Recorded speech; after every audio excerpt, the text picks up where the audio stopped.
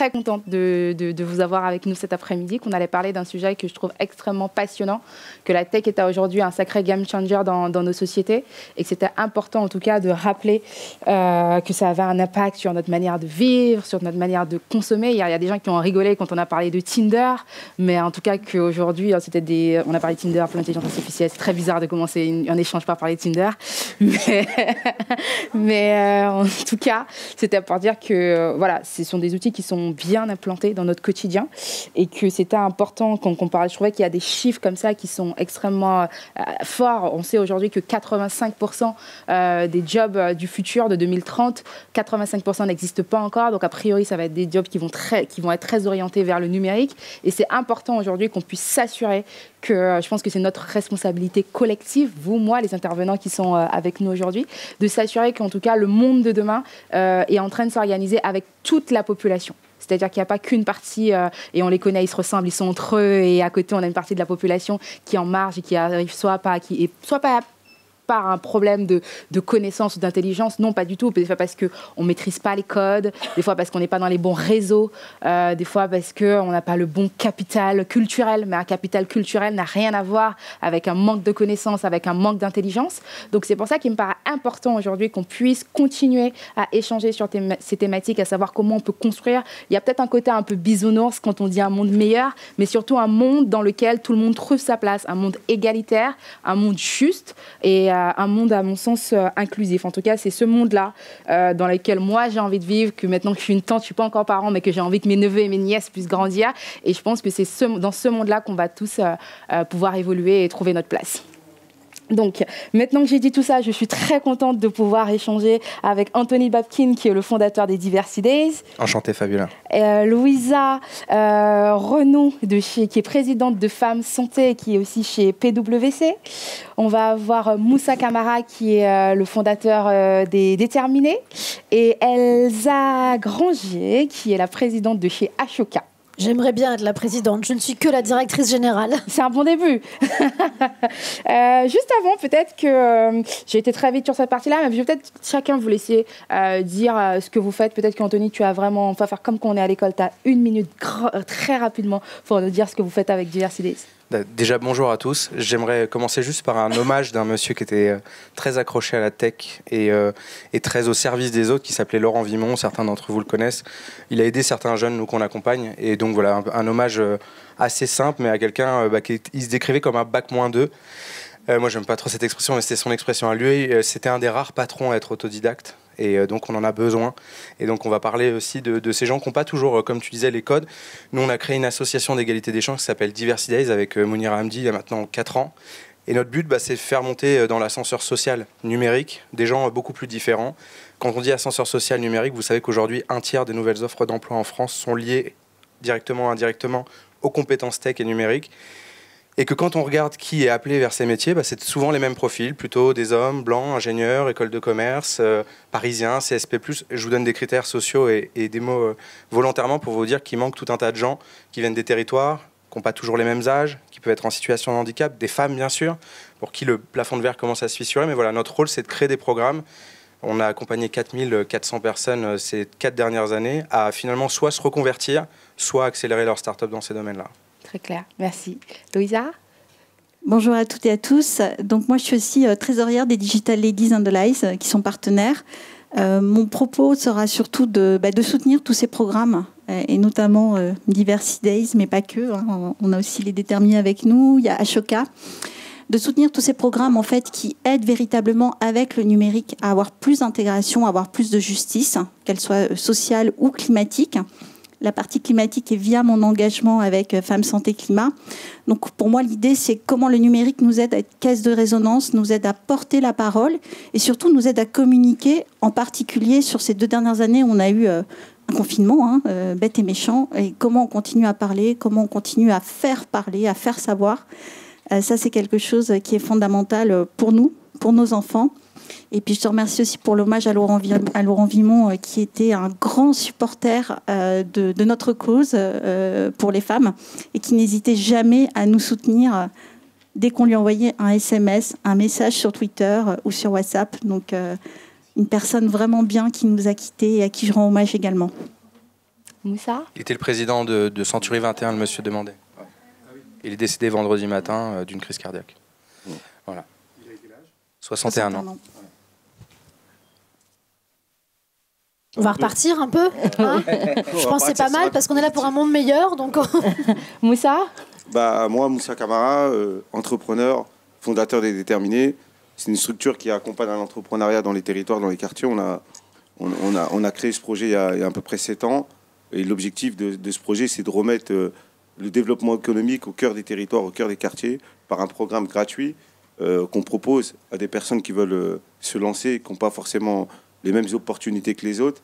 Et du coup, voilà, c'est un programme qui est complet, où on a pu accompagner plus de bientôt presque 700 personnes hein, depuis la création. Et c'est des gens qui, aujourd'hui, ont créé des boîtes, se développent, créent de l'emploi derrière. Et ça crée une dynamique assez positive. Et on pense que ces sujets d'économie sont hyper importants parce que moi, j'ai été engagé un peu sur la question sociale pendant des années dans ma ville à Cergy.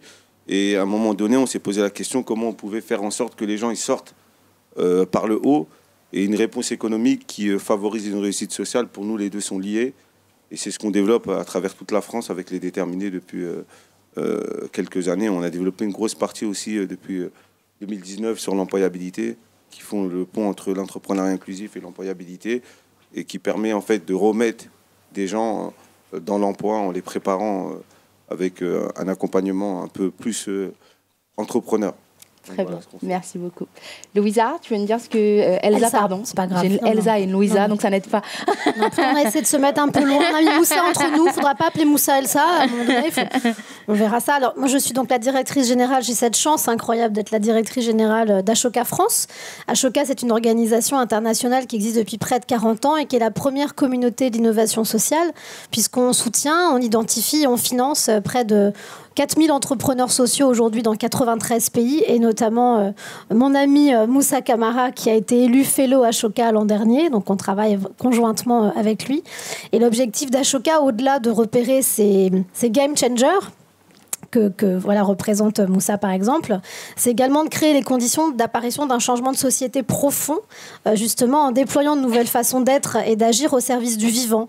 Donc ce sont des entrepreneurs sociaux qui s'attachent en fait à résoudre un problème de société majeur qui concerne l'emploi, la mobilité, l'environnement, la santé, l'éducation et autres. Donc ce sont des personnes qui potentiellement peuvent devenir des vraies politiques publiques, donc véritablement pour un monde meilleur. D'accord, très clair, merci. Moussa, je te regarde et ça, c'est un point qui est arrivé et qui m'a beaucoup marqué, en tout cas, quand on a préparé l'échange. C'est que tu me disais, en fait, quand on parle de monde meilleur et quand on parle d'entrepreneuriat, on a tendance à dire, en fait, qu'on a envie de ramener toute la population et qu'on a envie de créer un écosystème qui est inclusif, mais comment on peut inclure des personnes qui sont déjà là. Je trouvais que c'était extrêmement intéressant de le positionner comme ça. Et la vraie question, c'est comment, justement, avec... Je te pose la question à toi, mais après, on va passer la parole à nos autres intervenants. C'est comment, en tout cas, qu'est-ce que vous mettez en place pour aller casser les codes et pour s'assurer que vous embarquez tout le monde avec vous? En fait, l'idée, on parle d'inclusion beaucoup, mais les gens sont déjà là, ils vivent là, ils sont là, ils font leurs études, ils font leur vie dans notre société. Et l'idée, c'est comment on arrive à créer des ponts, créer des possibilités, des ouvertures pour permettre à des gens qui ne sont pas forcément dans l'écosystème de pouvoir émerger et montrer le meilleur potentiel. Nous, comment on le fait? C'est un travail qui part une grosse partie de la proximité. Le fait d'être en proximité avec les gens qu'on va accompagner, on va leur permettre de créer en fait des ouvertures, d'être dans un écosystème dans lequel ils n'ont pas forcément l'habitude de le faire, d'être et de prendre leur place en fait petit à petit en leur donnant des outils. C'est-à-dire c'est de l'accompagnement, ça va être de la formation, mais derrière ça va être l'ouverture d'un réseau, ça va être des connexions, ça va être aussi des croisements entre le monde économique, c'est-à-dire dans les entreprises, où on va beaucoup travailler avec l'entreprise pour intégrer ou pour sensibiliser sur la question en fait, des profils qui arrivent avec juste leur potentiel, leur énergie et tout. Après, derrière, dans cette question d'inclusion, moi je pense que l'inclusion dans l'entreprise, peut-être oui, mais dans la société, non, les gens sont déjà là. Alors comment on arrive à créer des passerelles pour que ça soit ouvert à tous, quoi. Et c'est ça l'enjeu, et c'est ça le travail que nous, on fait au quotidien, par l'entrepreneuriat déjà, parce que c'est une réponse économique, et de faire en sorte que les gens créent leur business, développent une activité et puissent voilà, s'affirmer, avoir les outils de réussir comme les autres. Et derrière, dans l'emploi, c'est comment on décloisonne, on recrée de la confiance et on crée de la proximité entre l'entreprise et les personnes qu'on accompagne. Ok, très clair. Anthony, je te regarde. Je sais qu'avec Diversité, justement, toi, vous venez lutter contre cette fracture numérique en s'assurant, et vous travaillez justement avec des institutionnels, avec des entreprises. En tout cas, par exemple, quand j'ai en tête le gros programme que vous faites, par exemple, avec Pôle emploi, s'assurer qu'en tout cas, on forme d'un côté et en tout cas, essayer de faire le pont, comme ce que vient de dire Moussa. Comment ça se passe, justement? Qu'est-ce que toi, tu ressens, en tout cas, toi qui est finalement sur le double terrain? Je vois qu'il faut prendre le sujet dans tous les sens. Au départ, avec l'ASSO, on est parti sur les questions en effet d'entrepreneuriat aussi, faire en sorte que les gens qui ont un projet, et en particulier dans la tech, puissent à un moment rencontrer des acteurs qu'ils ne connaissent pas. Je vous donne un exemple tout simple. Notre dernier programme, il était à Évry-Courcouronnes. La plupart des gens ne connaissaient pas Station F, ne connaissaient pas la French Tech, ne connaissaient pas et j'ai grandi à Évry-Courcouronnes, donc je peux vous dire à quel point il y a des pensées limitantes qui pensent qu'on ne peut pas aller à Paris parce qu'on n'a pas le réseau, parce qu'on n'a pas les parents, parce qu'on n'a pas... Et en fait, je me dis, notre rôle, c'est d'être facilitateur, d'ouvrir en fait ça. C'est vrai qu'il y a le côté ouvrir les chakras. Donc, au départ, notre logique, elle était de dire, on va donner toutes les armes à ces entrepreneurs d'un leader, mise en confiance, sortir du syndrome de l'imposteur, casser les représentations, leur montrer des gens qui leur ressemblent et qui ont réussi. Donc des gens qui sont accessibles. Souvent, quand on parle une femme noire qui serait inspirante, beaucoup de gens vont citer Michelle Obama, mais ils vont pas forcément se représenter dans son parcours parce que c'est un truc inaccessible, etc. Donc c'est leur montrer les Michelle Obama de leur quartier ou de leur ville et leur dire, regarde, c'est possible, elle l'a fait avant toi, voilà par où elle est passée, voilà les chemins qu'elle a empruntés. Donc ça, c'est le premier point. Et puis après, avec Mounira, la cofondatrice, c'est vrai qu'on s'est rendu compte qu'on ne pouvait pas rester que sur l'axe entrepreneuriat. Un peu comme Moussa d'ailleurs. C'est-à-dire, on ne peut pas se dire... En fait, tu es obligé aussi à un moment d'adresser la question de l'emploi. Donc comment tu aides des gens à se reconvertir professionnellement. C'est ce qu'on a essayé de faire aussi avec Diversity Days, avec un programme qui s'appelle Déclic numérique. C'est d'aider tout un tas de gens qui sont aujourd'hui touchés par la crise Covid, par ce sujet de la reconversion. Est-ce que j'ai encore l'âge pour me reconvertir? Plein de gens se posent cette question. Parce qu'en fait, quand ils voient que 42, il y a encore quelques années, c'était la moyenne d'âge, c'était 30 ans maximum, est-ce que je peux m'autoriser à un moment à me reconvertir? Donc on a ouvert ce programme Déclic numérique qui a accueilli presque 4000 personnes, donc c'est fou. Et la moyenne d'âge, elle est presque de 45-50 ans. Donc il y a plein de gens qui se sont permis aujourd'hui de se dire, OK, je peux peut-être aller vers ces métiers. C'est pas que Mark Zuckerberg où il suffit pas d'avoir fait une grande école d'ingé, etc. Et il y a un troisième axe qu'on a emprunté qui est celui de Take Your Place, c'est de dire il faut qu'on change les règles des startups. Je suis obligé d'en parler parce qu'aujourd'hui, 80% des startups en France n'ont pas de politique de diversité et d'inclusion. C'est-à-dire qu'elles ne font pas ce travail d'aller chercher des talents différents. Moi, je dis souvent, elles recrutent des clones.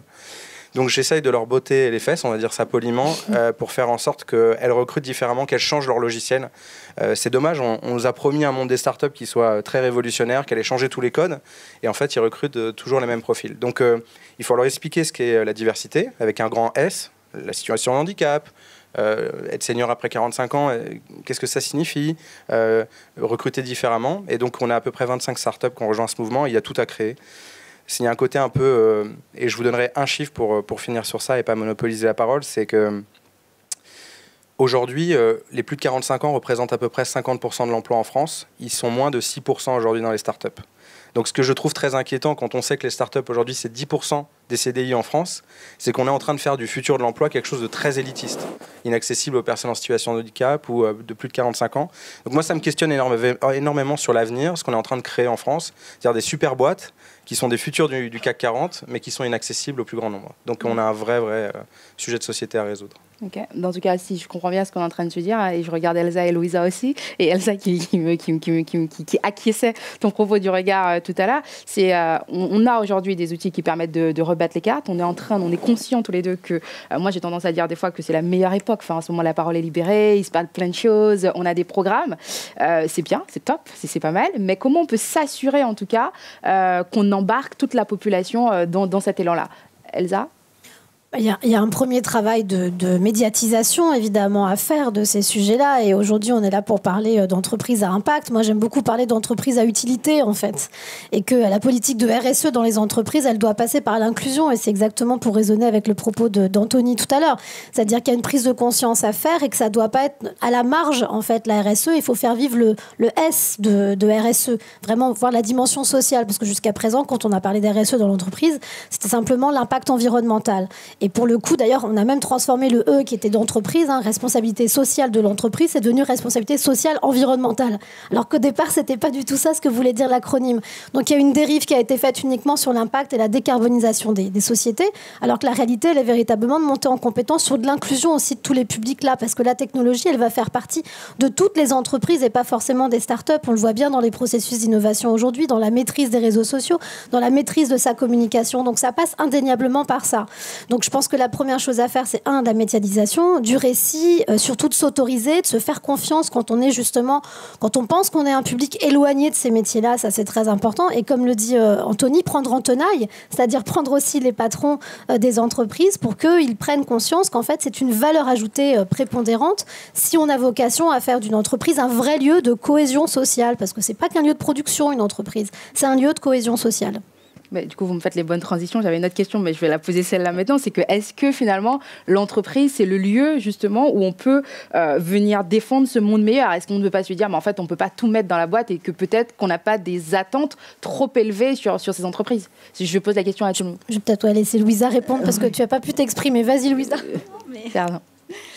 Non, mais alors là, si je réponds en tant que également partie prenante dans mon entreprise, je pense qu'en fait, c'est chaque personne qui est capable de porter son message et sa conviction, quel que soit l'endroit où elle est finalement. Moi, je porte mes convictions de Digital Ladies and the Lies et donc de promouvoir des événements comme celui-là, ce week-end-là, Tech pour toutes, où je me dis qu'il y a des femmes de tous les âges et des enfants qui viennent, qui apprennent, qui découvrent. Et alors ça, c'est une grande réussite et j'aimerais qu'on en fasse presque tous les mois, finalement, des journées portes ouvertes comme ça. Alors, évidemment, c'est une grande organisation, mais c'est notre rôle.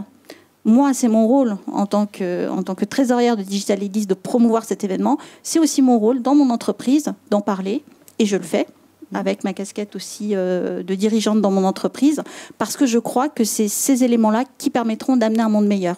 De même que sur la question du changement climatique, on a un sujet pour moi, d'espace. À quel moment on en parle? Et on voit bien en ce moment le rapport du GIEC passer complètement inaperçu. On n'arrive pas à en parler parce qu'on a une actualité qui est trop dense, trop intense. Et on a un sujet qui est hyper anxiogène. Moi, j'ai 3 enfants. Une petite brochette qui est à droite. Et en fait, je me suis posé la question, comment on en parle sans que ça soit anxiogène? Alors, c'est forcément... il y a un problème sur le fond qu'on doit résoudre. Mais pour moi, ce qui est important, c'est de donner la parole aux jeunes et à toute la société civile qui a une capacité à trouver des solutions. Et franchement, quand on en parle et quand on est là, on en trouve. On trouve des entrepreneurs engagés. On trouve des gens qui trouvent des solutions. Elles sont pas encore à l'échelle. Elles ont des potentiels à passer à l'échelle. Et c'est ça qui peut inspirer nos enfants et les pousser vers un monde meilleur. Et je l'espère également pousser tous les salariés dans les entreprises à vouloir la même chose et donc à pousser leurs dirigeants à prendre leurs responsabilités aussi. Okay. Je voulais rebondir sur le point d'Elsa tout à l'heure. Je pense qu'il y a 2 choses qu'il faut dire. La première, c'est que je reste sur le sujet start-up, mais je considère qu'aujourd'hui, les start-up n'ont jamais levé autant de fonds en France. On parle de levée historique en 2021, alors qu'on est dans un contexte de crise que tout le monde connaît. Et moi, je parle souvent, au-delà d'hyper-croissance, je parle souvent d'hyper-responsabilité. Je pense que ces startups-là, elles doivent se munir de politiques d'engagement. Je jouerai tout mon rôle en tant que responsable associatif sur le prochain secrétaire d'État au numérique pour lui dire qu'en fait, le Next 40, donc qui est l'équivalent du CAC 40 pour les startups, doit se saisir des sujets sociaux, environnementaux. C'est nécessaire. En fait, je ne comprends même pas qu'on puisse donner autant d'argent à une boîte si elle n'a pas un minimum de politique de redistribution ou égalitaire, etc. Et la deuxième, c'est plus un message aux jeunes pousses qui nous écoutent, les moins de 25 ans, on va dire, qui arrivent sur le marché du travail. Je pense que si c'est de leur responsabilité aujourd'hui de ne plus laisser, et pardon, on sort un petit peu du sujet tech, mais de ne plus laisser ce qu'ont laissé faire nos parents, nos grands-parents, c'est-à-dire en fait laisser parfois passer des humiliations, des remarques sexistes, du racisme ordinaire. Je l'ai dit là récemment à des jeunes diplômés, j'étais très content de pouvoir leur dire à tous lors de leur diplomation ce message, c'est que aujourd'hui à compétences égales, vous avez un nom à consonance maghrébine, vous avez 32% de moins de chances d'avoir un entretien d'embauche. Aujourd'hui, il faut 6 générations en France pour changer de classe sociale. C'est un chiffre de l'OCDE, c'est pas un chiffre populiste sorti du chapeau. L'OCDE qui nous dit qu'aujourd'hui, à compétences égales et sur le marché de l'emploi, il faut 6 générations. Vous vous rendez compte? J'ai fait le calcul dans ma propre génération en me disant, tiens, je suis le seul dans ma famille à avoir eu le bac. Et puis après, je suis remonté dans la génération, je me suis dit, bah ouais, en fait, mon frère et moi, on est les premiers à être des transclasses. Et donc, je me dis, sur cette catégorie sociale qui a réussi un peu à s'élever avec les diplômes, à rentrer dans le monde de l'entreprise, je vous invite à ne plus laisser agir ces injustices qu'on voit au quotidien, ou ces remarques de sexisme ou racisme ordinaire, on doit les combattre. Alors je vous dis pas que c'est peut-être demain de jouer le rôle de mentor ou j'en sais rien, faire sa part, mais je pense c'est la génération Give Back qui nous écoute aussi. Ok. Elsa? Non, moi je dirais qu'il faut... Enfin, je suis d'accord, évidemment, je ne peux que souscrire à ce que tu dis, Anthony. Je serais bien maladroite de dire l'inverse, mais moi j'ai envie de plaisir, en fait. J'ai envie d'enthousiasme aussi. J'ai envie que cette responsabilité-là, elle soit dans ce que tu disais, Louisa, qui est très juste. On a une responsabilité aussi à donner envie de construire ce monde meilleur et en disant que changer, c'est cool. C'est vraiment cool de changer, en fait. Ça apporte énormément de choses et c'est pas simplement une impérieuse nécessité parce que voilà, il se passe des choses absolument catastrophistes dans le monde. Et je rebondirais sur autre chose. Moi, je suis une ancienne journaliste et productrice de documentaires. Donc, il y a une part très importante aussi de la part des médias qui construisent une espèce de prophétie autoréalisatrice aussi en permanente, de nous envoyer ce fameux sujet anxiogène dont tu parlais, qui escamote complètement d'autres réalités qui existent au quotidien pour pouvoir mobiliser la société civile et pas que. Donc on a une chance inouïe. Il y a quand même des choses très positives avec la technologie et notamment les réseaux sociaux qui sont souvent condamnés. C'est qu'on a cette faculté à pouvoir se mobiliser aussi. On l'a vu récemment. Si Greta Thunberg a pu aussi vite émerger par rapport à d'autres jeunes qui, au moment des accords de Rio, il y a 25 ans, 30 ans, faisaient la même chose qu'elle, c'est bien justement parce qu'il y a eu ces réseaux sociaux qui ont permis de diffuser d'autres messages. Donc je pense qu'on a un vrai rôle aussi de faire en sorte de raconter non pas une autre histoire, parce que c'est pas raconter une autre histoire, c'est raconter des histoires en parallèle aussi qui existent, de choses qui fonctionnent très bien, qui marchent. Regardez, là, il y a 3 personnes qui sont à côté de moi et qui font des choses, enfin toi évidemment comprise Fabiola, pardon, mais tous les 4 vous faites des choses merveilleuses. Je suis sûre que dans la salle, il y a également des gens qui, si vous êtes là, c'est pas pour rien. Si vous avez été intéressé par ce sujet, c'est bien que vous êtes aussi en train de vous mobiliser ou peut-être que vous faites déjà des choses fantastiques. Donc il faut simplement qu'on soit un bon connecteur, un bon fédérateur pour que toutes ces forces vives, elles se mettent en bascule au bon endroit en fait. Et moi, je rebondis par rapport à ce que nous disait Louisa tout à l'heure, justement, que si on avait, et je suis convaincue, hein, moi la première, qu'effectivement, on a chacune à notre échelle notre responsabilité de faire avancer les choses. Mais là, je vais jouer un peu l'avocat du diable parce que je me dis, quand on est jeune diplômé et qu'on vient d'entrer dans l'entreprise, même quand on voit tout ce qui ne va pas, est-ce qu'on a déjà justement suffisamment de légitimité pour aller voir son chef et dire, en fait, il y a ça qui ne va pas, il y a ça qui ne va pas, quand on est soi-même en train d'essayer soit de se positionner, soit d'essayer de se faire sa place, si je le dis de manière très simple. Est-ce que c'est pas un peu les envoyer un peu à la guerre alors que en fait c'est pas vraiment possible? Alors il y a Moussa qui acquiesce de la tête. Louisa, je te laisse me répondre et après Moussa, si tu veux nous partager ton avis dessus, ce sera avec plaisir. Je ne sais pas si c'est la guerre, mais pour moi, c'est le principe du colibri. On n'attend pas forcément du jeune, effectivement, qu'il soit pertinent ou qu'il ait le même discours qu'Anthony ou que Moussa, qui ont créé leur entreprise, qui sont dans un plaidoyer et des actions hyper concrètes depuis très longtemps. On ne va pas demander à un jeune qui vient d'arriver d'avoir cette même capacité. En revanche, moi, ce que j'attends des jeunes aujourd'hui dans mes équipes, c'est qu'on puisse échanger clairement sur est-ce que, quelque part, ils ont envie de s'engager, est-ce qu'on peut imaginer un mécénat de compétences sur un sujet qui les intéresse ou pas. Et là-dessus, moi, j'ai 100% de feedback positif. Donc moi, je crois profondément qu'il y a un changement, qu'il y a une volonté, qu'on ne peut pas effectivement forcément passer immédiatement à l'échelle, mais que c'est bien la stratégie des petits pas qui va nous faire collectivement avancer. Moussa ? Moi, je rejoins tout ce qui a été dit sur le sujet, mais c'est vrai qu'il y a un vrai sujet là-dessus, parce qu'en réalité, on parle de diplôme, on parle de plein de choses, mais il y a un gros travail profond à changer les mentalités, parce que en vrai, moi, j'en croise plein, des jeunes et des moins jeunes qui font des études, qui ont des diplômes de qualité, qui ont fait même des grandes écoles, hein, mais qui n'ont pas forcément les bons réseaux, qui n'ont pas forcément, ils ressemblent pas forcément à la norme. C'est-à-dire ils sont noirs, arabes, etc. Et même dans l'entreprise, ils évoluent jamais. Ils explosent pas. À chaque fois, on va les bloquer, on va les limiter. Et du coup, ils partent de l'entreprise avec leur potentiel, leur capacité, parce que on n'a pas su les valoriser, on n'a pas su leur donner leur chance, on n'a pas su leur confier des postes à responsabilité, on a confié à d'autres. Et du coup, tout ça, ça crée de la frustration. Et donc, on perd soit des talents qui vont ailleurs, dans d'autres pays, parce qu'on ne leur fait pas confiance ici, dans le monde de l'entreprise, ou soit ils créent leur boîte et ils se développent.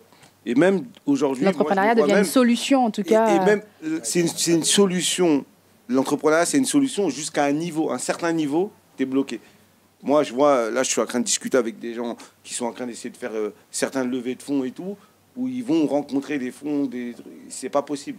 On leur ferme la porte parce que c'est pas le profil classique. Donc, quoi qu'il arrive, il y a une vraie problématique de mentalité qu'il faut changer en profondeur. Et ça, c'est un vrai sujet. Après, moi, c'est pour ça que quand on parle de sujet de quota, par exemple, avant, j'étais contre le quota, mais en réalité, je me dis en vrai, si tu n'arrives pas, et tu parlais de représentation, tu parlais de modèle, etc., comme on l'a fait pour les femmes, si tu ne fais pas de quota, peut-être que oui, peut-être que ça va sacrifier une première génération, parce que certains diront qu'ils ont été là parce qu'on les a choisis pour répondre à une politique de quota, mais en vrai, après, une fois qu'ils sont intégrés dans l'entreprise, bah, ça devient la norme. Et du coup, comment, pour accélérer, sinon, pour changer les mentalités, moi, j'y crois pas, on va attendre encore des générations et des générations. Ça fait 30, 40 ans déjà, on est dans cette situation. On parle encore de ces sujets-là. Dans 20, 30 ans, pour nos enfants, on va encore en parler. C'est un vrai sujet. Donc, comment tu accélères et que tu mets des politiques en place très concrètes pour pouvoir basculer et de faire en sorte que ça change du tout au tout. Parce que des gens brillants, il y en a partout. C'est pas une question d'origine ou de milieu social. C'est une question voilà, à compétence égale, comment on favorise le meilleur. Et du coup, c'est ça l'idée dans mon état d'esprit quand je pense à ces sujets-là. Et c'est une réalité dans laquelle je suis confronté. C'est une réalité à laquelle beaucoup de gens que je côtoie sont confrontés. On leur dit de travailler, de faire les diplômes, d'aller à l'école. Et ils auront non.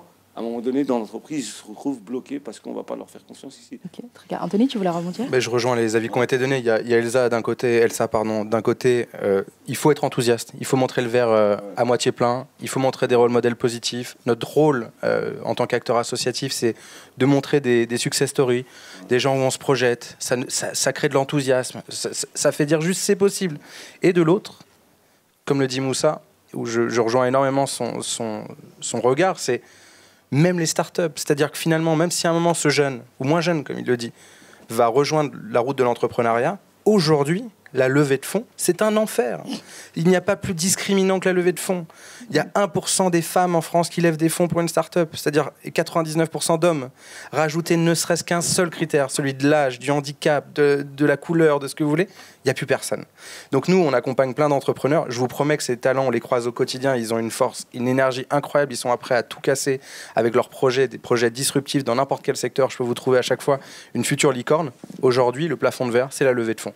Parce qu'il faut avoir fait HEC, l'IX, l'ENA, Polytechnique, Sciences Po, je vous en passe, c'est des meilleurs. Donc on a un vrai sujet, à la fois la fuite de nos talents, et en particulier sur la tech, c'est-à-dire à compétence égale, je ne trouve pas de job. Et la deuxième, c'est la capacité pour ces boîtes qui sont innovantes à trouver des sous. Donc j'en veux beaucoup à des acteurs comme la BPI, comme des acteurs qui sont des acteurs publics du financement, d'aujourd'hui de ne pas faire ce travail de repérage des talents, et surtout à projet, on va dire, enthousiasmant, innovant égal, de leur trouver les sources de financement qui leur permettent de créer des licornes. Parce que c'est bien ce que fait Emmanuel Macron dans les politiques de financement des startups. On a 25 licornes. Qui l'aurait cru il y a encore quelques années d'avoir autant d'acteurs tech à cette échelle-là ? Mais regardez qui les a montés. Donc quand au quotidien on est sur le terrain et qu'on voit ces acteurs qui innovent au plus proche des territoires, campagnes, quartiers, etc., hors de Paris aussi, et qu'on voit qu'ils ne sont pas financés, c'est du gâchis. Voilà. Et sans agrément ESUS, si je peux me permettre également. Voilà, donc pas forcément avec ce joli titre-là, mais plutôt dans une reproduction d'une certaine façon de voir ce que doit être le business et l'innovation. Ce qui est dommage parce que l'innovation, c'est aussi innover dans les pratiques également et pas simplement dans les solutions, quoi. Moi, je veux juste dire deux petites choses avant. La première, c'est que là, on est en train de parler de comment la tech peut favoriser un monde meilleur dans la société, mais en agissant elle-même de façon organique, c'est-à-dire sur la captation des talents potentiels, mais il y a aussi qu'est-ce que doit être la tech pour la société, c'est-à-dire quel type de proposition aussi de valeur on met. Donc ça, je pense qu'on y reviendra aussi. Mais petite insiste sur la jeunesse, parce que moi, c'est un sujet qui me mobilise énormément. Et on était tous les deux ensemble avec Moussa hier pour un projet qui est porté par Ashoka qui s'appelle Ta Voix compte et qui a vocation justement à incapaciter la jeunesse, non pas à lui donner les moyens de se réaliser, mais à prouver à la société entière qu'elle a déjà les moyens et que c'est nous qui devons changer nos représentations sur la jeunesse. Et pour revenir à la question que tu posais tout à l'heure, est-ce qu'un jeune aujourd'hui doit dire à son boss tiens, ça va pas ou je sais pas quoi ? Oui, hier j'étais à l'anniversaire de mon neveu, 28 ans, et qui me dit écoute, tu sais, mon boss m'a dit tiens, t'as encore fait une Guillaume. D'un point de vue un peu humiliant, t'as fait une petite bourde, ça s'appelle une Guillaume. Il me dit en fait, ça m'a bloqué, j'ai pas pu réagir, je devais faire un business plan derrière, j'ai même pas pu le faire, et ça me pénalise beaucoup. Et donc je lui ai donné quelques conseils que moi j'ai appris compris aussi au sein d'Ashoka, sur des process d'intelligence collective ou même de communication non violente. Comment on réussit à faire passer aussi ce qui nous blesse, en fait, parce que ça crée des stigmates énormes, en fait, pour des jeunes qui, après, sont plus en capacité de pouvoir réagir à ça. Donc, je pense que oui, notre rôle aussi, nous, et pas que d'associatif, notre rôle alors, les jeunes de Ta Voix Compte disent ton rôle, toi, qui est né le siècle dernier.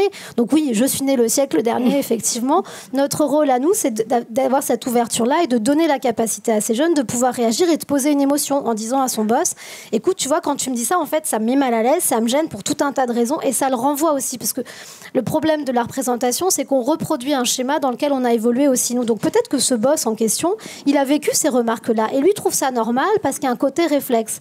Et ça rebondit sur les histoires de quotas de Moussa, parce que pourquoi on crée des quotas ? On crée des quotas parce que l'être humain, c'est un être d'habitude. Donc quand il a un truc qui se reproduit de génération en génération, de système en système, il ne voit pas le problème, en fait. Il ne le voit plus parce que ça devient une norme. Si on met un quota, on crée un réflexe, un nouveau rituel, en fait, qui impose autre chose dans une norme pour changer un peu la norme dans la société. Okay. Donc voilà, je voulais poser ça sur la jeunesse parce que c'est vraiment fondamental. Et moi, ils sont partis, mince, il y avait plein de jeunes qui étaient là, j'étais toute contente. Ils sont partis, on les a fait fuir, mais... Okay. Ils ont faim, bon bah ça va alors. Moi quand je regarde les chiffres, parce que je pense qu'ici on aime bien tous les chiffres, c'est mon côté journaliste aux Échos, j'aime bien les chiffres, dès qu'on me dit un truc, vous allez vérifier. Et c'est des chiffres qui, je ne veux pas du tout être anxiogène parce qu'on est vraiment là pour un monde meilleur, mais c'est souvent des chiffres qui donnent pas, qui sont assez déceptifs. En tout cas, je regarde récemment le dernier baromètre Sista et qui parlait de la levée de fonds où effectivement les femmes sont très à la traîne sur ces sujets-là. Quand on regarde aussi en termes de diversité, là encore c'est des chiffres qui peuvent donner envie de rester dans son lit une semaine. Mais du coup, je me pose une question, vous justement qui êtes sur le terrain régulièrement, qui faites des programmes, et voilà, vous faites beaucoup d'efforts, et finalement, le résultat est des fois, on se rend compte, moi, il y a un chiffre qui m'a marqué quand on parle, alors je prends un peu d'avance sur la prochaine table ronde, mais on se dit que l'égalité, ça va être 2055, donc ça veut dire que c'est loin, on ne va peut-être pas le voir. Comment vous faites justement pour continuer à rester motivé ? Parce que c'est long et ça avance à pas de fourmis. On garde la face. Hein. On garde la face. Non, en réalité, on sait que c'est long. On sait dans quoi on s'est engagé, nous tous, et nous toutes. C'est parce que voilà, on veut apporter. On ne pourra pas changer. On ne pourra pas tout changer, mais on impulse. Moi, j'ai pas vocation à faire ça encore 10 ans. À un moment donné, je vais faire autre chose. Mais j'essaie d'impulser pour que voilà, ça crée un truc. Et voilà, moi, je pense que quand on a commencé, je me rappelle, moi, il y a 15 ans, quand j'ai créé ma boîte, il n'y avait pas. J'aurais bien voulu bénéficier d'un programme qu'on propose. Hein. Je serais allé dans n'importe quel programme si j'avais eu l'information et la connaissance que ça existait. Je n'ai pas eu la chance de le faire. J'ai fait par mes propres armes, j'ai appris, j'ai fait des erreurs et je me suis relevé, etc. Aujourd'hui, je crée un programme comme ça, on l'a créé pour permettre à d'autres de pouvoir faciliter et leur intégration ou leur projet ou leur développement, etc. Du coup, c'est sûr et certain que moi, depuis que je suis petit, j'entends les problématiques sociaux, notamment liées au quartier, etc. Et aujourd'hui, plus on avance, on dirait que c'est pire. Mais il faut garder la face, il faut garder l'espoir. Nous, si on fait ça, je pense qu'on est tous, chacun d'entre nous, optimistes. Sinon, on ne le ferait pas. On se lève, on a la patate, on est passionné par ce qu'on fait, on vit le truc. Parce que c'est des choses qui peuvent nous toucher. Mais après, c'est vrai que c'est long, c'est vrai que ça ne va pas assez vite. C'est vrai que ce qu'on fait, parfois, c'est une goutte d'eau dans l'océan. Mais voilà, ça apporte. Ça apporte, après on aimerait bien avoir plus, mais en vrai, ce qu'on est en train de faire, ça peut se démultiplier par rapport au... Même si tu as accompagné peut-être 1, 2, 10 personnes, 15, 100, 1000, 2000, 5000, 10 000, 15 000, bah en fait, ces personnes-là, ils vont pouvoir, eux, à leur tour, aussi apporter et accompagner. Et c'est là que ça se multiplie. Et c'est vrai que nous, quand on regardait le monde économique, pour terminer, il y a quelques années, on ne serait jamais imaginé être aujourd'hui en lien avec des patrons, des grands patrons, des entreprises, etc. C'était inaccessible. Aujourd'hui, c'est possible. Et petit à petit, on essaie d'avancer. Mais il faut garder la face, il ne faut pas lâcher, c'est comme ça. D'abord Elsa et ensuite c'est toi, Anthony. Ça fait 25 ans, un peu plus que je travaille. J'ai bossé 10 ans dans le privé, dans des grosses boîtes. J'ai monté 2 entreprises. J'ai fait du journalisme pendant près de 10 ans et de la production de documentaires. Et en fait, je ne me suis jamais sentie aussi bien que depuis 1 an, où je suis à la tête d'Ashoka, parce qu'être en contact avec des innovateurs sociaux comme ceux que j'ai la chance de côtoyer, voilà, Moussa, Anthony, Louisa, en fait, c'est ça qui donne de l'énergie. C'est surtout ça. Et c'est vrai que je ne vois plus le monde de la même façon. Donc moi, j'ai changé mes lunettes aussi. Et surtout quand on est journaliste, tu le sais, hein, Fabiola, on dit souvent when it bleeds, it leads. C'est-à-dire quand ça saigne, c'est là que ça drive et qu'on envoie les gens voir les contenus. Et quand on change de journaux, c'est-à-dire que moi, maintenant, mon journal, c'est Anthony, c'est Moussa, et ben, ça se passe un peu différemment dans ma façon de percevoir le monde. Donc, l'engagement, c'est vraiment alors, j'ai toujours été engagée, mais là, je le suis encore plus fortement. Mais c'est vraiment ça qui permet de garder la pêche et surtout de se dire qu'il y a un champ de possible et que c'est pas une utopie, puisque Ashoka, ça fait 40 ans que ça existe. Hein. C'est une vieille dame, Ashoka, quand même. Hein. Donc, ça fait 40 ans que ça existe et ça fait 40 ans qu'on fait de l'innovation sociale et qu'on a pu accompagner des Jimmy Wells de Wikipédia, des Mohamed Younous, qui a été fellow Ashoka bien avant d'être prix Nobel de la paix. Donc, tout ça, ce n'est qu'une réalité concrète, quoi. C'est pas, on se réunit les soirs de pleine lune et on se dit, on va changer le monde, quoi. Non, il y a des gars, tous les jours sur le terrain, ils font ça. Après, c'est notre rôle aussi, nous, d'ambassadeurs, et c'est aussi le rôle des médias, de tourner un tout petit peu le projecteur, de telle sorte que la lumière, elle se fasse aussi bien pour les sujets complexes, anxiogènes, difficiles du monde, mais aussi pour les solutions qui existent déjà et qui ont été prouvées depuis longtemps, quoi. Très clair. Merci, Elsa. Moi, je considère en fait, je me considère presque comme privilégié, en fait, parce qu'au quotidien, j'ai cette chance dans mon travail de rencontrer des gens qui sont plutôt des auteurs de solutions que de problèmes. Au quotidien, je vois plein de gens. Je rendais hommage tout à l'heure à Laurent Vimont et je vais vous expliquer pourquoi. C'est un grand patron, hein, président de Century 21. Son siège est à Lys, pour ceux qui ne connaissent pas, c'est dans le sud de Paris. C'est juste à côté d'Évry-Courcouronnes. Moi, Century 21, donc j'ai grandi avec le siège de Century 21 pas loin. Et dans mon parcours, j'ai eu cette chance de rencontrer ce patron. Et je me suis tout de suite identifié parce que c'est quelqu'un qui a été autodidacte, qui n'a pas fait d'études. Et c'était la première fois que je voyais quelqu'un qui était à un si haut niveau, avec un si bas niveau de diplôme. Et je me suis dit, il faut absolument que ce gars rencontre les lauréats du programme Diversity Days. On a fait un déjeuner. Il est venu avec, à l'époque en tout cas, son franc-parler, quelqu'un de très accessible. Il sortait d'un cours de business plan. Donc c'était très très concret, etc. Et il déjeunait juste après avec Laurent Vimont. Et Laurent Vimont leur dit « J'ai jamais fait un putain de business plan de ma vie ». Donc, il était très cash, etc. Donc tout le monde était là « Oh, c'est qui ce patron ?» etc. Et puis il a continué à parler très franchement. Et en fait, c'est très amusant parce qu'il y avait... je ne sais pas si vous avez suivi le phénomène de la lucarne à Évry-Courcouronnes. C'est un petit local poubelle. Ils ont transformé ça en concept événementiel qui est en train de faire le tour des quartiers. Ils étaient à Poissy pas plus tard qu'hier. Et en fait, les gars me disent « Anto, quand on a proposé à Laurent de subventionner la lucarne, il nous a cru, il nous a fait confiance, il nous a donné les moyens, hein, il a payé un partenariat. Et il devait venir inaugurer la lucarne hier. Donc c'est pour ça que j'étais très touché vendredi, je suis allé comme une madeleine. Et parce que je me dis, c'était la première fois pour moi qu'il y avait un grand patron, on va dire, d'une très grande boîte, qui faisait confiance à des gars qui n'avaient peut-être pas les codes, qui ont pour autant un super concept. Et ça me rend enthousiaste. Si notre rôle, c'est de créer ce pont entre des gens qui ont des super solutions, des super idées, avec des patrons qui leur ressemblent ou qui les comprennent, vous pouvez pas vous lever le matin en étant la gueule de bois. Écoute, forcément, il y a des jours où on n'a pas le moral parce qu'on voit le sujet parfois rabaisser, comme disait Moussa, ou ralentir, ou des élites ou des gens haut placés qui comprennent pas ce qu'on fait. Mais quand vous rapprochez deux mondes qui sont pas censés se rencontrer, qui bossent ensemble, qui se font confiance, ça vous donne la pêche pour des semaines, pour des mois, quoi. Super. Louisa ? Moi, je dirais, de mon point de vue, avec Femmes Santé Climat, j'avais mis en avant pas mal d'acteurs de la société civile, et notamment, je vais vous donner 3 exemples, des entrepreneurs qui, quand ils avaient créé leur entreprise, portaient les ODD. Et au début, ils étaient juste à la création, et puis je vais vous raconter où ils sont maintenant, parce que c'est ça qui est intéressant aussi. C'est comment les gens engagés progressent et avancent. Il y en a un, il a cofondé une entreprise de fashion durable, Panafrica. Donc c'est de très jolis tennis avec de très beaux motifs qui sont fabriqués par des femmes dans des coopératives en Afrique avec du tissu qui vient pas de Chine. Voilà. Donc et puis au fur et à mesure qu'il a conceptualisé ces baskets durables, il a continué à réfléchir et puis il a fait des baskets avec une semelle complètement recyclable avec des filets de pêche. Et puis il distribue aujourd'hui au Monoprix, chez Antoine et Lily. Il a plein de collabs partout. Et alors, quand je me balade dans Paris et que je vois ces baskets, je me dis, voilà, c'est cool, on y est. Et ça, c'est en moins de 3 ans.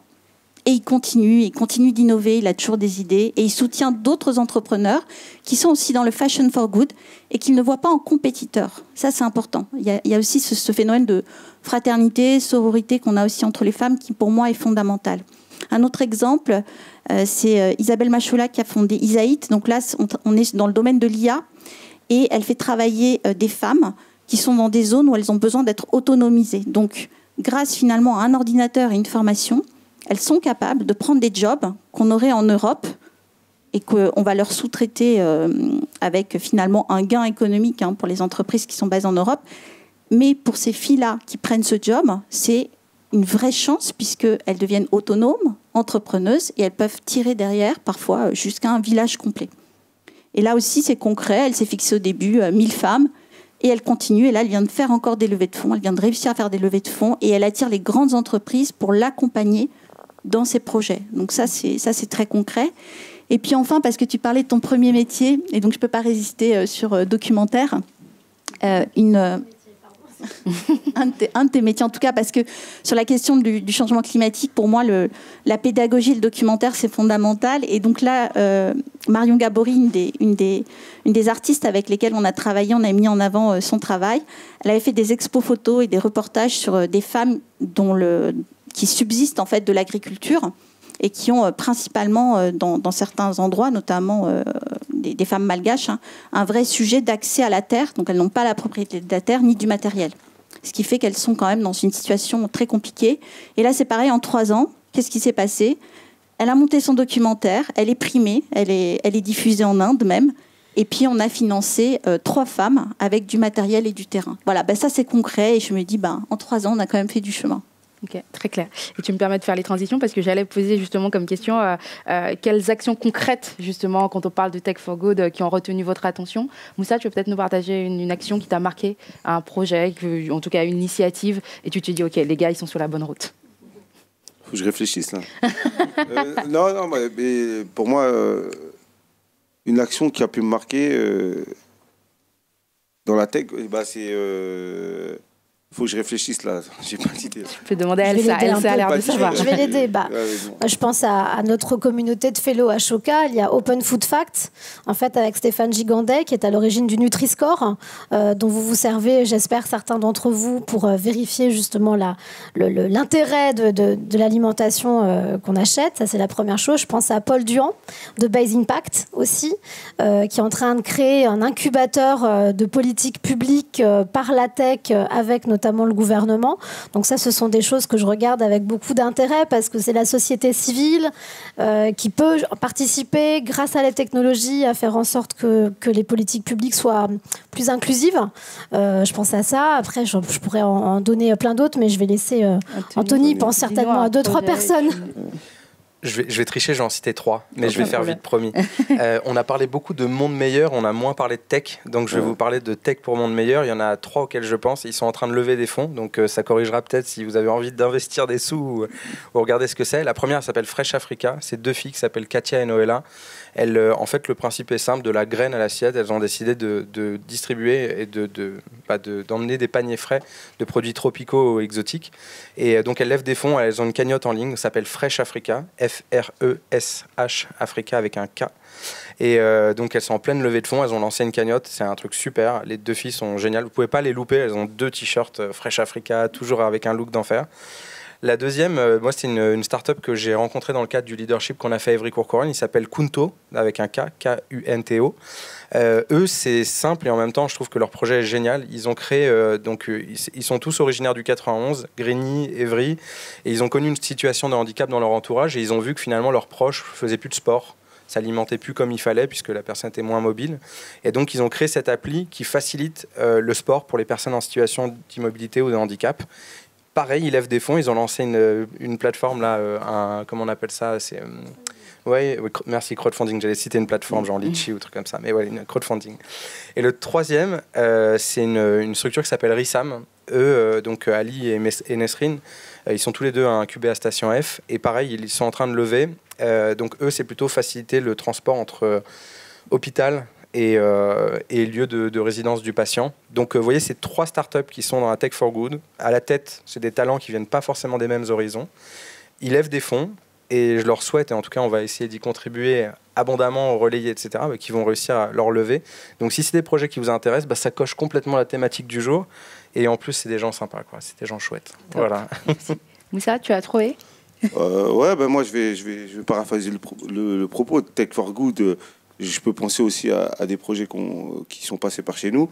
Il y a ce qui veut révolutionner le monde de l'accompagnement des étudiants et surtout des jeunes collégiens qui sont souvent en décrochage, en leur apportant, grâce à son application, un accompagnement avec sa solution Trouve ton prof. Il a rien de développé, il a été retenu pour le programme Frédéric Tremplin notamment, il a été lauréat. Et du coup, c'est un truc qui développe fortement. Et après, moi, tout ce qui est aspect alimentation, j'ai toujours le bien manger, le mieux manger dans les populations qui n'ont pas accès. Et je pense à un des projets de Yanis qui a développé au Havre dans notre promotion là-bas, un projet autour de l'agriculture. Grâce à son application, récupérer des produits. Il a des hectares dans lesquels il développe des produits et il arrive à les livrer à domicile par son application et sa plateforme. 2 projets qui ont du sens, qui apportent des réponses et qui facilitent, grâce à la tech, ça facilite l'accès en fait à des populations qui sont éloignées parfois de ces sujets-là. Ok, très clair. On a beaucoup parlé de tout ce qui n'allait pas. On a beaucoup... des fois, et heureusement qu'Elsa qui était là pour nous rappeler qu'on parlait d'un monde meilleur. Je vous propose qu'on s'embarque dans ce monde meilleur, justement, et qu'on dit que vous avez des moyens, vous avez du pouvoir. Chacun, à votre échelle, quel serait le premier chantier? L'éducation. Bah oui. L'éducation, parce que tout part de là. Pour moi, c'est le berceau de l'engagement citoyen, c'est aussi le berceau de l'égalité des chances, normalement, si les choses sont bien faites, du partage, de la solidarité, du faire ensemble, parce que moi, je suis convaincue qu'on vit ensemble, donc cette expression me terrifie à chaque fois que je l'entends, mais j'ai plutôt envie qu'on fasse des choses ensemble, et ça passe par l'école, et ça passe par, en capacité, tout l'écosystème de l'école, pas simplement l'éducation nationale, mais aussi faire beaucoup plus rentrer les associations, qui sont très expertes sur certains domaines de compétences. On ne peut pas tout demander aux profs, c'est pas vrai, mais il faut faciliter l'accès des assos dans les murs de l'école et pas que hors les murs. Ça me paraît évident. Transformer les programmes, on parlait de l'OCDE tout à l'heure, donc quand on voit les études PISA aussi qui tombent, on s'aperçoit évidemment qu'il y a un énorme trou dans la raquette, notamment en France, sur tout ce qui est de l'ordre des soft skills dont on parle souvent, c'est-à-dire travailler ensemble, l'empathie, le co-leadership, toutes ces choses-là qui vont être cruciales dans les années à venir pour qu'on puisse transformer ce monde durablement. Donc et je pense qu'on a besoin d'être nombreux à transformer ce chantier, si je puis me permettre, qui est assez gigantesque. Anthony ? Je rejoins Elsa, tout se passe à la 5e, 4e. Est-ce qu'il y a les parents qui sont là pour dire « Tiens, tu devrais aller vers tel collège, lycée, il y a tel prépa ». En fait, viser haut. Et parfois, malheureusement, les parents pris dans leur quotidien ou qui n'ont pas forcément les codes ou les repères. Moi, mes parents ont tout sacrifié pour qu'on fasse des études avec mon frère. Mais il y a plein de parents qui n'ont pas le temps de faire ce travail-là ou qui ne pensent pas forcément. Moi, je sais que les parents n'avaient pas de diplôme. Donc, l'objectif, c'était de dire « Mes enfants, vous ferez des études parce que ça va vous sortir de notre quotidien où on n'arrive pas à s'en sortir. » Donc, je pense qu'on est... Tout se joue là. Et aujourd'hui, les politiques publiques ont vachement saupoudré sur les sujets aussi bien ruralité, exclusion sociale, quartier. On a parlé de l'enveloppe de 50 milliards d'euros et puis après un an, elle disparaît juste parce que le rapport est foutu à la poubelle. On a besoin de renforcer les politiques d'orientation scolaire dès le plus jeune âge, faire connaître les métiers, en particulier de la tech. On parle des métiers d'avenir. Aujourd'hui, vous demandez à un jeune ce qu'il veut faire plus tard, il vous citera, mais dans très très peu de cas, les métiers de l'informatique, du numérique, parce que la manière dont on lui présente au collège, c'est juste éclaté. Vous êtes chacun d'entre nous, on serait des grands brûlés à l'issue. Donc, je pense qu'il y a un vrai enjeu de faire connaître ces métiers, faire rêver. Les métiers du numérique, c'est une famille de 900 métiers. Donc ça veut dire que ce sont les métiers d'aujourd'hui. Donc on arrive à se projeter dans le métier de proximité. J'aime bien Samira Djouadi qui dit le stage kebab, en parlant de ce jeune qui se projette juste dans le truc qu'il a à plus à proximité. Et en fait, ça va être le réseau des parents qui vont lui trouver le petit stage qui va bien pour que ça remplisse ce que lui demande le collège. Mais en fait, à quel moment on prend tous ces jeunes et on leur montre les métiers d'avenir, on les met en immersion. Pour ça que mon rôle, il est aussi d'ouvrir des boîtes comme Google, Soprasteria, etc. je les prends par le col et je leur dis, les gars, il faut qu'on fasse rentrer du sang neuf dans vos boîtes. Arrêtez de penser systématiquement sur le diplôme, de miser, voilà. Donc c'est dur, c'est très très dur. Mais si dès demain, moi j'avais une baguette magique, comme tu le dis, j'investirais massivement sur le système d'orientation en France et le renouveler complètement. On est has-been, on est nul sur ça. Et je pense qu'il y a un travail fondamental là-dessus à faire pour que des jeunes se projettent dans des métiers d'élite, des métiers qui payent, des métiers d'avenir. Et aujourd'hui, c'est pas le cas. Ok, très clair, merci. Je te passe la baguette magique, Luisa. Je vais pas répéter le sujet de l'attraction, c'est encore plus vrai. Là, je prends ma casquette de femme pour les jeunes filles qui, on l'a vu, nous, ça fait 3 ans là, qu'on travaille d'arrache-pied avec Digital Ladies and the Lies. On est déçus par les chiffres qui évoluent pas assez vite et pas assez bien. Alors parfois, on a des explications. Bah oui, il y a la filière mathématique qui finalement était calibrée d'une manière telle qu'aujourd'hui, elle a fait un petit peu de pushback, pas que chez les filles d'ailleurs. Mais donc, il y a du recalibrage à faire. Et pendant ce temps, on a perdu 3 ans. Donc on doit récupérer. Donc, au-delà de la question de comment on traite l'éducation et comment on réfléchit à nos politiques, à très court terme, on a aussi tous ces jeunes qui sont déjà sur le marché de l'emploi, toutes ces femmes qui ont plus de 45 ans aussi et qui essayent d'arriver quelque part. Et là, je pense qu'il y a un enjeu de légiférer. Et peut-être d'avoir aussi des politiques beaucoup plus volontaristes, parce que effectivement, pourquoi les femmes n'ont pas accès à l'entrepreneuriat? Pourquoi il n'y a pas de levée de fonds pour les femmes? Pourquoi il n'y a pas de business angel, plus de business angel féminine, puisque c'est la table ronde d'après, mais c'est bien le sujet. Il n'y a pas de financement parce qu'aussi il n'y a pas non plus de modèle de femmes qui financent.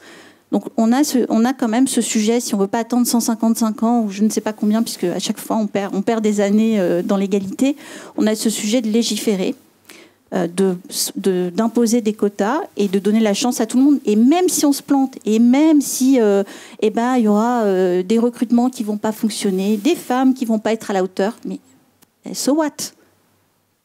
Comme il y en aura qui seront à la hauteur, il y aura des exemples et donc il y aura enfin des personnes auxquelles nos jeunes et nous pourrons nous identifier. Moi, je rêve de ce monde, en tout cas. On aura enfin... je rêve d'avoir des rôles modèles qui ont tous les âges, en fait. Ok, très clair. Et ça pour moi, le premier chantier pour toi, c'est premier chantier, ça serait de réduire toutes les inégalités sociales qui existent dans les territoires les plus compliqués. Parce qu'on a parlé d'éducation, on a parlé de parents qui ne sont pas forcément... n'ont pas forcément les armes pour pouvoir faire en sorte que leurs enfants réussissent leur éducation. Et l'éducation, c'est un premier levier qui est important, mais je ne vais pas le répéter.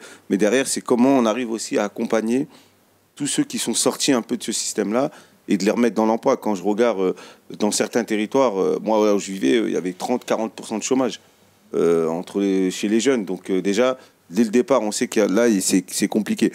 Donc là-dessus, il faut remettre les moyens, faire former les gens, les mettre dans l'entreprise. Aujourd'hui, les entreprises ont des besoins de recrutement. Au-delà pour leur croissance, pour leur développement, ils ont besoin de recruter. Et en face, ils ne trouvent pas forcément des gens formés et compétents. Donc si on doit vraiment réformer en profondeur, c'est vraiment d'aller investir massivement dans l'information, dans l'autonomie et l'indépendance financière de ces populations, en réduisant les inégalités, en mettant les moyens là où il faut pour pouvoir élever une population. Parce que quelqu'un qui va travailler, une famille qui va travailler, qui va avoir un emploi, qui va plus se poser la question de comment je vais payer mon loyer à la fin du mois, comment je vais remplir mon frigo, forcément, ça va infuser dans toute sa famille. Il y aura une meilleure éducation, les enfants pourront aller au loisir, vont prendre des vacances, vont pouvoir être pris en charge par les parents parce qu'ils auront ces moyens, ils ne seront plus là dans leurs problématiques à se demander d'autres problèmes au lieu de s'occuper de l'éducation de leur enfant.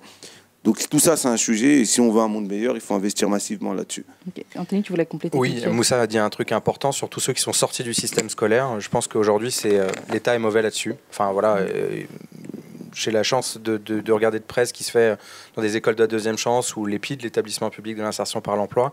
Et en fait, on se rend compte qu'aujourd'hui, en France, quand vous êtes sorti du système scolaire, vous êtes livré à vous-même, vous n'êtes pas considéré.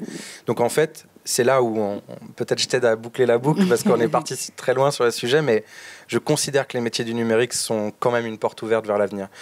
Aujourd'hui, vous pouvez vous former sans le bac. On ne le dit pas assez, mais tous les jeunes que vous avez dans votre environnement qui doutent de ce qu'ils veulent faire après, essayez de les picouser, les brancher à une école, là, de la grande école du numérique. La grande école du numérique, vous allez sur le site, vous allez voir toutes les écoles dites labellisées numériques aujourd'hui et qui ont dans leur feuille de route, c'est inscrit dedans, l'enjeu de recruter au moins 15% de jeunes qui viennent des quartiers ou qui sont parfois, on va dire, au niveau scolaire en décrochage, pardon. Et donc, je me dis, notre rôle à tous, c'est de faire savoir que ce sont des métiers d'avenir qui recrutent. Ça, à peu près tout le monde maintenant le sait. Qu'on peut reprendre des études même sans le bac. C'est la force d'une école comme 42, qui a été un peu pionnière d'ailleurs sur ces enjeux-là, de dire on va aller chercher des gens qui sont certes hors parcours, qui n'étaient pas mauvais forcément à l'école, mais qui ne rentraient pas dans la case. On va tous reconsidérer ce qu'a été l'école. Si vous ne rentriez pas dans la case, voilà, vous sortiez. Et donc, s'il n'y a pas eu les parents pour reprendre derrière, ou pour, c'est des gens qu'on retrouve après en difficulté souvent au niveau professionnel. Donc, former sans le bac, à n'importe quel âge, avec quand même des formations qui mènent à des métiers. Aujourd'hui, il faut que vous regardiez en fonction du territoire aussi qu'est-ce qui recrute, parce qu'aujourd'hui, il y a un appel d'air ultra important sur les métiers de développeurs, mais les métiers de développeurs, ça ne plaît pas à tout le monde. Donc c'est pour ça que je dis, allez explorer cette famille de métiers, de 900 métiers, parce qu'on peut être digital marketer, on peut être community manager, on peut être dans des métiers même de la tech pure, on peut être aussi technicien fibre, enfin il y a plein de choses qui existent sur le territoire. Et du coup, je pense que si on arrive déjà à faire ça, on ramène des gens vers les bancs de l'école, vers la formation, on revalorise. Ça ne suffira pas, parce qu'il y a toute la remise en confiance, mais ça contribue quand même à créer ce dont parlait Moussa, c'est-à-dire un futur économique plus enthousiasmant. Ok, merci à toi Anthony. Oui. Et tout ce que vous venez de dire, il faut aller où? Au Pôle emploi? Alors Pôle emploi sont très bons, ils ont chaque année, en fin janvier, une semaine des métiers du numérique. Et donc, normalement, votre conseiller Pôle emploi est censé pouvoir vous en parler, puisque c'est une semaine nationale. Il y a beaucoup de jeunes qui sont pas demandeurs d'emploi. C'est pour ça. Après, il y a évidemment les missions locales qui peuvent aussi renseigner. Il y a Internet. Je vous invite à aller voir, que ce soit le site des Déterminés, le nôtre, Diversité, que ce soit... Nous, on a un gros programme qui s'appelle Déclic numérique, tout au pluriel. C'est un programme qui va voir le jour en mai-juin, là, sur la région Île-de-France, et qui a pour vocation justement de redire c'est quoi les métiers du numérique. Plein de gens s'interrogent, c'est quoi les filières qui forment, c'est quoi les métiers, comment je me forme, c'est quoi les compétences élémentaires, etc. Donc pendant 40 heures, vous avez un peu une exploration de ces métiers. On en a tous besoin, pardon. Alors, je suis très... Anthony, par rapport à ça, je viens de voir... Je veux pas monopoliser, je veux Non, bien mais qu'on ça c'est très bien. Mais en fait, j'étais très contente de voir ce qui s'est passé parce que c'est le moment justement où on peut passer sur les questions-réponses. Mais ce qui est intéressant, c'est que les questions étaient très présentes et elles étaient attendues, donc je suis très contente. Allez-y, allez-y. Je viens de voir ton programme Déclic numérique, qui est parfait. On met ton Déclic numérique dans tous les lycées de France. Ouais, c'est J'ai trouvé un sponsor. Alors, finis juste la question et après ce sera vous-même. Mais en tout cas, non, c'est très sympa ce que vous dites. Je pense qu'on... C'est vrai que merci beaucoup et c'est adorable. Et je ne l'ai pas fait seul, je l'ai fait avec d'ailleurs, je ne sais pas si on peut dire une filiale d'Ashoka qui s'appelle Sherit, qui est une super asso. Une petite sœur d'Ashoka qui est d'ailleurs, je crois que Moussa va en bénéficier aussi et nous aussi pour une deuxième fois. En fait, nous a complètement aidé à structurer le projet et le passer à l'échelle. C'est-à-dire qu'aujourd'hui, sur cette plateforme, on peut avoir au moins 1000 à 2000 personnes qui, en même temps, suivent tous ces sujets. Donc, je te rejoins à 200%. On a quand même... Ouais, c'est ça. Mais tout... Ouais. Et sur ces métiers-là, tu déclines sur tous ces... Bien sûr. Et là, tu hackes complètement le forum métier de la mort. Quoi. On a hacké aussi une partie des gens qui, je crois, vont devoir partir à cause de l'heure qui tourne. Mais en tout cas, je rejoins 100% ton enjeu de transformer complètement la manière dont on présente les métiers, qui est complètement has-been. Et d'ailleurs, voilà, je dis souvent pourquoi la gamine ou le gamin, il veut être pompier, boulanger, etc. Parce que c'est des métiers qu'il voit au quotidien. Le métier de développeur, ou j'en sais rien, moi, le métier de concepteur de jeux vidéo, tiens, je prends rien à voir. S'il y était un peu plus confronté au quotidien, il aurait peut-être envie de dire en fait, c'est ça que je veux faire. Il peut y être confronté au métier de jeux vidéo, je pense, de temps en temps, le jeune. Je parle de la conception. Hein. Ouais. Parce qu'on se dit pas toujours. Tu sais, c'est ça qui m'avait le plus frappé. En 2020, on a rendu un rapport sur le manque de diversité dans les métiers du numérique. Et en fait, j'ai fait plein d'auditions avec des jeunes, etc., pour me rassurer en fait sur le fait que les jeunes en question, j'avais pris 10 piges donc, de plus, donc je me suis dit, allez, je vais interroger des jeunes, voir comment... Ils avaient exactement la même perception que moi 15 ans auparavant sur les métiers du numérique. Ça n'a pas bougé, alors que leur génération, la plupart qui étaient autour de la table, youtubeurs, instagrammeurs, et ils développaient. Il y en a un qui faisait de la production vidéo. Donc en fait, ils étaient dans des métiers numériques sans le savoir. Et ils me disent, il y a des formations pour ça. Et là, j'étais choqué. Je me suis dit, en fait, on a un souci. C'est-à-dire juste de connexion de l'information et du demandeur. Donc oui, il y a tout à renouveler. Je suis entièrement d'accord. Madame, on a une question juste là, allez-y. Oui, en fait, ensemble, l'électronique. Je pense que... Ouais. L'offre, elle est très ciblée Ouais, c'est vrai. numérique, quoi. Pour les publics. Je pense que pour travailler au quotidien avec Pôle emploi, je tire jamais sur l'ambulance, sachant qu'en plus c'est un partenaire très structurant pour nous. C'est qu'en fait, je me rends compte aussi que c'est de l'humain. Donc ils ont les mêmes failles que nous tous ici en termes de connaissances. En fonction du conseiller sur lequel vous allez tomber, il va être plus ou moins amené à savoir vous parler des métiers. Donc ils font leur propre aveu de faiblesse, si j'ose dire. Sur certains territoires, j'étais à Montpellier il n'y a pas très longtemps, et ils ont spécialisé une agence sur les métiers du numérique. Donc si à un moment ça clignote pour vous, il y a des conseillers Pôle emploi qui sont spécialisés dans l'orientation vers ces métiers. Mais ils font leur mieux aussi, hein. Et puis c'est un mammouth, hein. Ils sont 55 000 chez Pôle emploi, donc c'est une grosse boutique qui vieillit aussi, hein. Donc ils modernisent complètement l'appareil. Et moi je les trouve pas mauvais, parce que cette semaine des métiers du numérique, vous verriez tout ce qu'ils font sur le territoire national. Et il y a un truc dont Pôle emploi n'est pas responsable, c'est la capacité de vous faire connaître ces métiers. Au niveau informationnel, on a un vrai problème. Moi je l'avais remonté auprès du secrétaire d'État en charge du numérique. Je voulais qu'il fasse une semaine nationale des métiers du numérique, qui ne soit pas que par Pôle emploi, où d'un coup on secoue tout le monde, du prof à la maman, au papa, à machin, de dire regardez ce que c'est. Et ça, j'en rêve, hein. Et je pense qu'on serait tous partie prenante sur le fait d'avoir porte ouverte. Ouvrons toutes les boîtes, des cellules tech et IT, il y en a dans toutes les grandes entreprises, donc il faut y aller, quoi. Elsa ? Non, ouais, juste pour réagir, c'est vrai que c'est un formidable levier d'insertion par l'activité économique, en fait, le numérique. Et ça, je pense que l'État en a quand même beaucoup conscience, parce qu'il accompagne énormément d'associations sur ce terrain-là. Je pense à Social Builder, par exemple, qui est l'archétype même d'une association qui travaille pour l'insertion des femmes justement au métier du numérique, éloignées de l'emploi dans les quartiers. Et pour rebondir sur Pôle emploi, je pense encore à Paul Duhan de Base Impact, qui travaille très très étroitement pour révolutionner un peu Pôle emploi, puisqu'il a créé un algo qui s'appelle Bob, et ce Bob est plus puissant qu'un conseiller Pôle emploi pour être en capacité de pouvoir adresser la bonne formation et le bon parcours à un demandeur de Pôle emploi. Il y a près de 30% de succès par rapport à un conseiller Pôle emploi. Ça ne veut pas dire que les conseillers font mal leur boulot, ça veut dire que les conseillers, on les repositionne sur de l'accompagnement humain, et ça c'est vraiment fondamental aussi. Mais ils n'ont pas accès à pléthore d'offres qui existent aussi partout pour Pôle emploi. Ouais. Alors, je prends 2 dernières questions, madame, et ensuite ce sera à toi, Samuel. Oui, bonjour. Merci pour le panel et pour le temps passé pour nous. Ouais. Je pense que tu es l'archétype de la personne qui nous donne envie de nous lever le matin avec Moussa. Parce qu'en fait, on se bat pour que des gens comme toi aient leur place dans... Et ni par solidarité, ni par empathie. Bien sûr, ça nous ronge. Moi, quand j'entends une fille comme toi qui a un projet comme le tien, j'ai envie que tu défonces tout, tu puisses lever des fonds, etc. Mais on se bat contre un système qui est très monochrome, très monocouleur, très mono-genre, très mono-école. Et je peux en mettre des monos derrière. Hein. Parce que je serais fatigant à la fin tellement je mettrais de mono. Mais, donc, notre rôle, c'est plutôt d'inverser un peu la tendance. Mais c'est long. C'est ce qu'on disait tout à l'heure, c'est long. Donc il faut que tu te rapproches de structures associatives comme les nôtres et que nous, on puisse t'aider à ouvrir les portes. Pas sûr qu'on y arrive tout le temps, mais en tout cas, on travaille pour. Donc perds pas ta niaque, perds pas ton projet qui a l'air canon, et on est là pour t'aider. Moussa, tu voulais compléter peut-être ? Non, mais je suis en phase avec ce qu'Anthony a dit, mais c'est ça, de toute façon, tu décris une vraie réalité. Une vraie réalité, on parle de tech ouvert à tous, tech for good et tout, etc. Mais dans la réalité, même si on est optimiste, hein, c'est pas ça. C'est pas du tout ça. Mais voilà, il faut, comme il a dit Anthony, il faut pas lâcher, il faut te rapprocher des structures, il faut tourner. À un moment donné, ça va payer. Tu vas entendre une oreille qui va t'écouter, qui va te tendre la main et qui va te pousser. Et ça, c'est normal. Mais c'est vrai que deux fois, ça peut être frustrant. Tu as envie de tout lâcher, même quand tu portes un projet pour les autres. Mais voilà, il faut garder cette énergie. Parce que je pense que tu as un bon projet, tu parles de sujets et tout. Mais c'est vrai qu'il faut oublier les magazines, oublier les panels, oublier les conférences, oublier tout ça. Et tu n'as à faire le boulot. Louisa, tu voulais compléter ? Non, mais ce que je disais dans les priorités, dans légiférer, il y a effectivement être aussi capable demain d'aller flécher. Tu as un bon exemple, je citais les entrepreneuses tout à l'heure. Ben voilà, on a un vrai problème en France de flécher les fonds correctement et de mettre de l'équité pour que les femmes puissent avoir accès à ces fonds. Voilà. Et donc ça, c'est aussi au-delà des programmes que des Anthony, des Moussa et d'autres développent pour aller vous chercher, pour essayer de vous aider et amorcer ou lever vos fonds. Je pense qu'il y a aussi le rôle de l'État et des structures autour de l'État et du financement d'être beaucoup plus volontaires et d'avoir des vraies stratégies de quotas pour flécher les financements. Et là où les investisseurs sont très bêtes à mon goût, c'est qu'il y a des thématiques qui seront gérées par les habitants de quartiers, de zones rurales, etc., qui seront beaucoup plus efficaces parce que les situations sont vécues.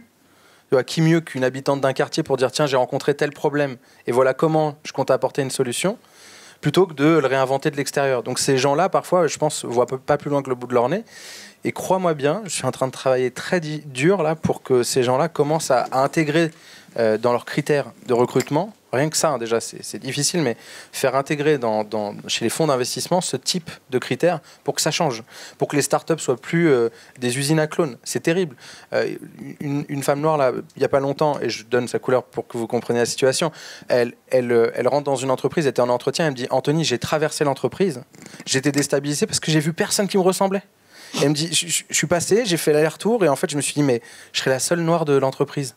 Alors ça paraît peut-être bête, mais on aurait pu avoir le même signal pour une personne en situation de handicap en se disant disons qu'il n'y a pas trop de gens qui me ressemblent dans l'entreprise. Et souvent en France, sous prétexte de, je sais pas, wokisme, machin, on va balayer ce truc-là d'un revers de main, on va dire oh oui, attends, nous fais pas chier avec tes représentations. Les représentations comptent. Et même si ça emmerde la plupart des Français d'entendre parler de ça, on a besoin aujourd'hui d'avoir des entreprises qui ressemblent au territoire. Et aujourd'hui, c'est pas la réalité. Souvent, quand on monte dans les couches de l'entreprise, on se rend compte que les femmes sont de plus en plus absentes et j'en passe et des meilleurs en rajoutant tous les critères dont on vient de parler. Donc il y a un sujet de représentation, on travaille ardument dessus et il faut que ça change. Il y a urgence. Ça c'est notre boulot, je dirais, Anthony. C'est notre boulot de plaidoyer à nous, les associatifs, aussi sur cette partie-là. Moi, si je peux te donner un conseil, c'est perds pas ton énergie à essayer de convaincre des gens qui n'en valent pas la peine. Donc il y a déjà un premier boulot de ta part qui est de cartographier qui peuvent être tes alliés. Je pense que tu en as quelques-uns qui se sont manifestés là, tu vois, face à toi, parce que ça sert à rien. Il y a Don Quichotte, on sait bien ce qu'il est devenu à la fin. Donc, tu vois, l'idée, c'est d'identifier très vite qui sont tes alliés tout de suite et de ne pas perdre de l'énergie innocemment à essayer de faire des combats dont c'est notre boulot à nous parce qu'on est plus constitué, on est plus en réseau, on est un peu plus, entre guillemets, en place, je dirais, par rapport à ce qu'on a pu prouver. Et notre boulot de casser les représentations, c'est ça au quotidien, quoi.